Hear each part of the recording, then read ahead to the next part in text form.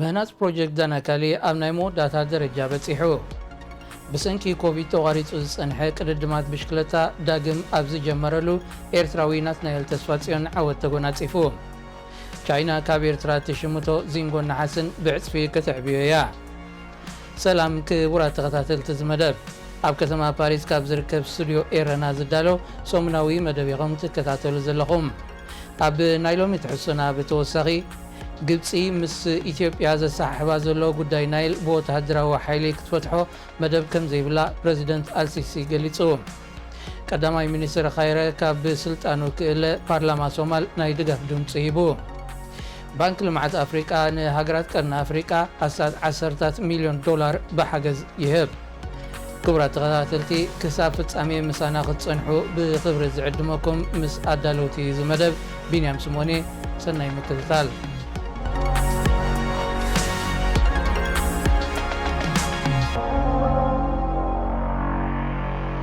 ኣውስትራልያዊ ትካል ዕደና ዳናካሊ ኣብ ኤርትራ ጀሚሮ ዘሎ ምህናጽ ፕሮጀክት ፖታሽ ኣብ ናይ መወዳእታ ደረጃኡ ከም ዘብጽሖ ተገሊጹ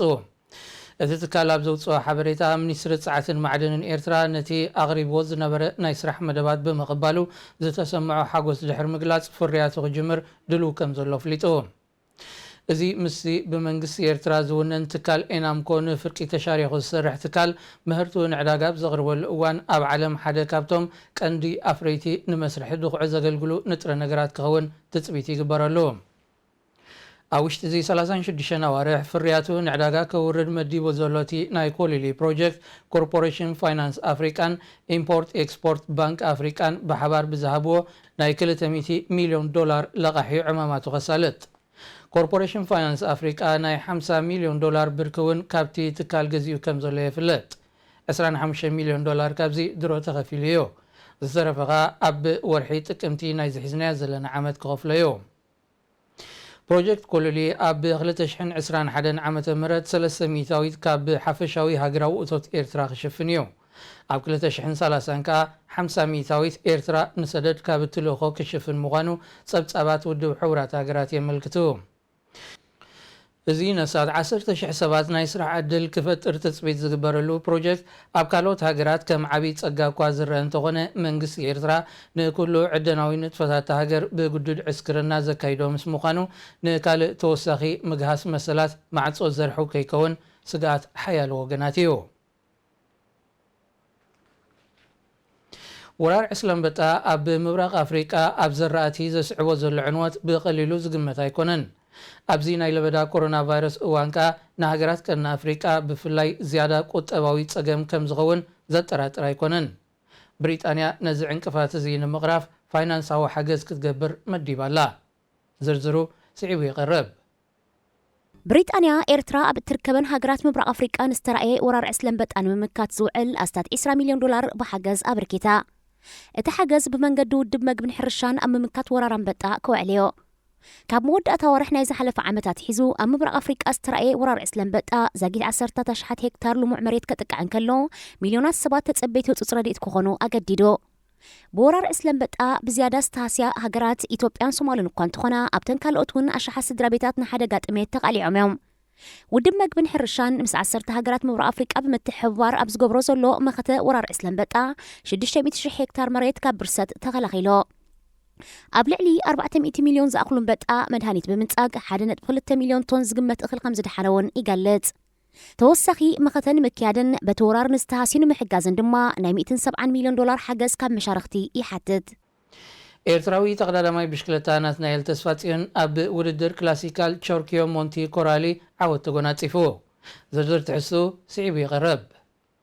ብሰንኪ ለበዳ ኮሮና ቫይረስ ነዋርሕ ተቋሪጹ ዝጸንሐ ኣህጉራዊ ቅድድማት ብሽክለታ ዳግም ኣብ ዝጅምረሉ ዘሎ እዋን ኤርትራዊ ናትናኤል ተስፋጽዮን ዓወት ተጎናጺፉ ተቐዳዳማይ ብሽክለታ ናትናኤል ተስፋጽዮን ኣብቲ ብቐዳም 25 ሐምሌ ኣብ ኢጣልያ ዝተኻየደ 137 ኪሎ ሜትር ሸፈነ ውድድር ሳልሳይ ደረጃ ብምሓዝዩ ደሚቑ ኣባል ደቡብ ኣፍሪቃዊት ኮንቲኔንታል ቲም ኒፖን ቴሌግራፍ ኤንድ ቴሌፎን ኤንቲቲ ዝኾነ ናትናኤል ካብ 30 ክለባት ዝተዋጽኡ 194 ተቐዳደምቲ ኣብ ዝተሳተፍሉ ናይ ሓደ መዓልቲ ውድድር ክላሲካል ቾርኪቶ ሞንቲ ኮራሊዩ ነዝዓወት ኣመስጊቡ ኣብቲ ዕለት ኢጣልያዊ ጂዮቫኒ ኣልዮቲ ንመቐዳድምቱ ብሓደ ደቂቕን 4 ካሊእታትን ብምፍላይ ቀዲሙ ኣትዩ ድሒራ 6 ተቐዳደምቲ ሒዛ ካብ ዝመጸት ጉጅለ ድማ ኢጣልያዊ ሳሙኤል ሪቪ ቅድሚ ናትናኤል መዛዘሚ መስመር ረጊጹ ወዲ 21 ዓመት ናትናኤል ተስፋጽየን ተዓዋቲ ብጫን ጻዕዳን ማልያታት ዙር ሩዋንዳ 2020 እዩ ኣብ ርእሲ እዚ ናትናኤል ተዓዋቲ ጻዕዳ ማልያ ዙር ላትሮፒካላ ሚሶቦንጎ ክኸውን ዝበቕዐ ኣብ መጻኢ ልዑል ተስፋ ዘሎ ኤርትራዊ ተቐዳዳማ እዩ ቀዳማይ ሚኒስትር ኢትዮጵያ መንግስቲ ኤርትራ ናይ ሰላም ሓይሊ እዩ ምባሉ ካብ ሓያሎ ወገናት ነቐፌታት ክቐርበሉ ጸኒሑ እዩ ኣብ ወጻኢ ሃገራት ዝርከቡ ኤርትራውያን ደለይቲ ፍትሒ ከዓ ንቃልቲ ቀዳማይ ሚኒስትር ዘለዎም ተቃውሞ ብዓውታ ክገልጹ ቀንዮም ኣብዚ እዋን እዚ መንግስቲ ኤርትራ ናይ ሰላም ሓይሊ እዩ ኣብ ኢትዮጵያ ጥራይ ዘይኮነ ኣብ ዝኾነ ዓለም መንግስቲ ኤርትራ ንሰላምን ልምዓትን ከም ዝሰርሕ ዝተፈልጠ እዩ ክብል ቀዳማይ ሚኒስትር ኢትዮጵያ አብይ አሕመድ ንዝሃቦ መግለጺ ሓያሎ ኤርትራውያን ተቃዊሞሞ እቲ ቀዳማይ ሚኒስተር ምስ ቴሌቪዥን ፋና ብቋንቋ ትግርኛ ኣብ ዝገበሮ ቃለ መጠይቕ ንህሉ ኩነታት ኢትዮጵያ ክልል ትግራይን ምትእታው መንግስቲ ኤርትራን ብዝምልከት ኣብ ዝሃቦ ምላሽ እዩ ነዚ ገሊጹ እንተኾነ ንመንእስያቱ ናይ ግዜ ገደብ ኣብ ዘይብሉ ጉዱድ ወተሃደራዊ ዕስክርና ዝጸመደ ብዘይ ሕግን ፍትሕን ኣሽሓት ዜጋታት ንዓመታት ኣብ ማእሰርቲ ዘብለ ምርጫ ይኹን ተስፋ ዲሞክራሲ ዘይብሉ ናይ ሓደ ሰብ ትካልን ብብዝሒ ስደት ዜጋታቱ ዓለም ዘዛረበን መንግስቲ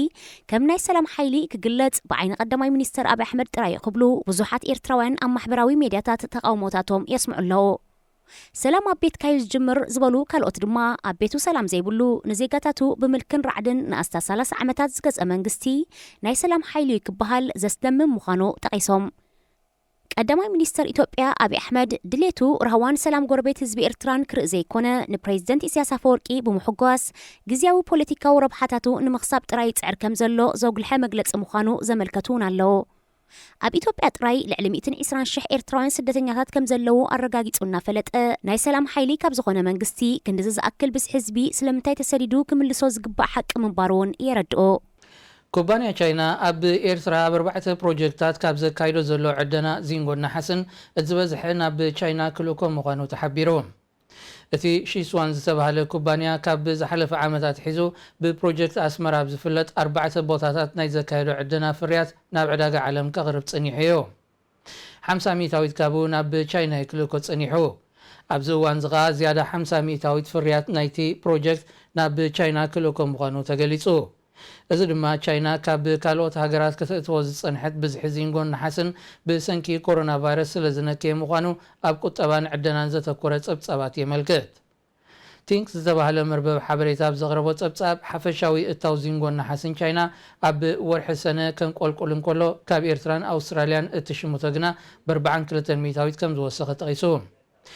ኣብቲ ብኣስመራ ፕሮጀክት ዝፍለጥ ዕደና ክሳብ 2024 ዓመተ ምህረት 1.2 ሚልዮን ቶን ዚንጎን ልዕሊ ፍርቂ ሚልዮን ቶን ናሓስን ከፍሪ ከም ዝኽእል ተገሚቱ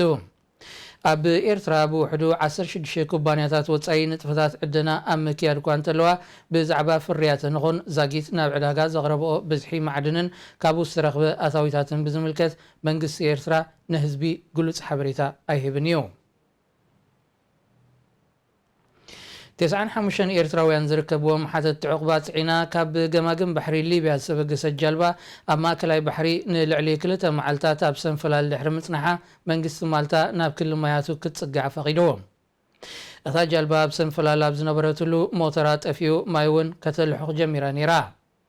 መንግስቲ ማልታ ኣብ ልዕልቶም መብዛሕትኦም ዜጋታት ኤርትራን ሱዳንን ዝኾኑ ሓተት ዕቑባ ኣብ ዘካየዶ መርመራ ኣስታት 65 ካብኣቶም ኮሮና ቫይረስ ተረኺብዎም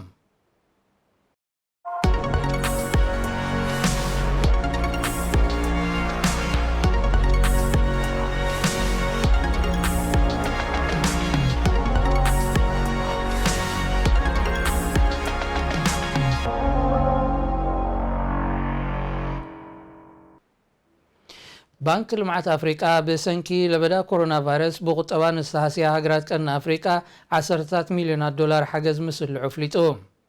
እቲ ባንክ ብሳልስተ እዚ ልዕሊ 41 ሚሊዮን ንጅቡቲ 25 ሚሊዮን ድማ ንሶማሊ ሂቡ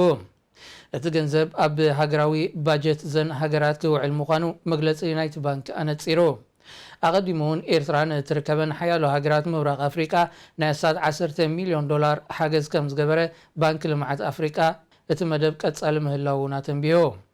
81 ሃገራት በአባልነት ዝሓቆፈ ባንክ ልምዓት አፍሪቃ ኣብ መስከረም 1964 ተመስሪቱ መደበሩ ኣብ አይቮሪ ኮስት ከተማ አቢጃን ዝገበረቲ ፋይናንሳዊ ትካል ንልምዓት አፍሪቃ ዝቆመዩ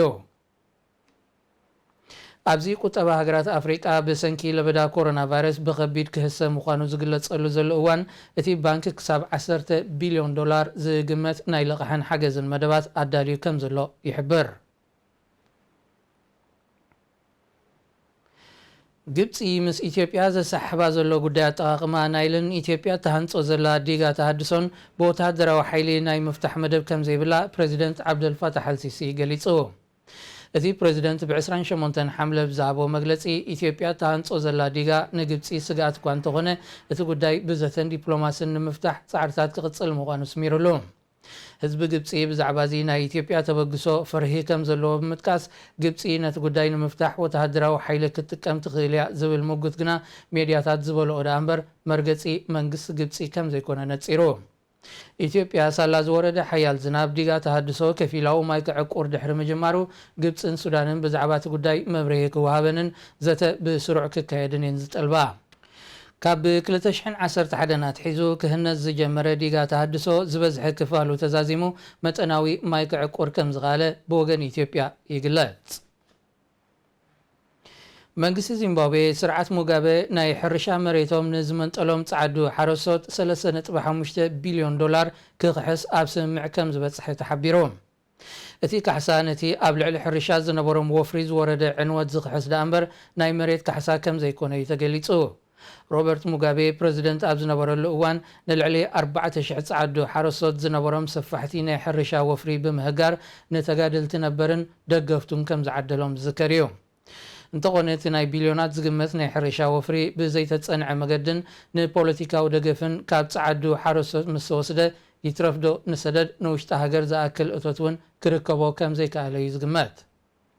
ሓደ እዋን መሶብ ኣፍሪቃ ትበሃል ዝነበረት ዚምባብዌ ኣብዚ እዋን እዚ ካብ 14 ሚልዮን ብዝሒ ህዝባ እቲ ፍርቂ ውሕስነት መግቢ ዘይብሉ ተጸባይ ረድኤት ኮይኑሎ። እታ ሃገር ተሸሚማቶ ካብ ዘላ ቁጠባዊ ውድቀት ንምትሳእ ምስ ቻይና ዝገበረቶ ርክባት ከናግፋ ኣይከኣለን። ብሪጣንያን መሻርክቲ ሃገራት ኤሮፓን ስርዓት ሙጋቤ ኣብ ናይ 38 ዓመታት ስልጣኑ ኣብ ልዕሊ ጻዕዱ ዜጋታት ሃገር ንዝኽተሎ ፖሊሲ ብምቋም ዘንበራሉ እገዳን ተነጽሎን ነታ ሃገር ብኸቢድ ሃሲዋዩ። ሙጋቤ ድሕሪ 38 ዓመታት ኣብ ስልጣን ምጽንሑ ኣብ መበል 94 ዓመቱ ኣብ 2017 ብሓውሲ ዕልዋዩ ካብ ስልጣኑ ተኣልዩ። ሽግርታ ሃገር ግን ምስ ሙጋቤ እውን ኣይተኣልየን። ክቡራት ተኸታተልቲ ናይ ሎሚ ኣብ ኤርትራን ከባቢያን ኣብ ሰሙን እዚ ንዝተረኣዩ ፍጻሜታት ዝደስስ መደብና ኣብዚ ተዛዚሙሎ። ክሳብ ሕጂ ምሳና ምጽናሕኩም ብስም ኣዳለውቲ ዝመደብ ምስጋና እናቕረብኩ ዝፋነወኩም ቢንያም ስምዖን። ሰላም ቅነ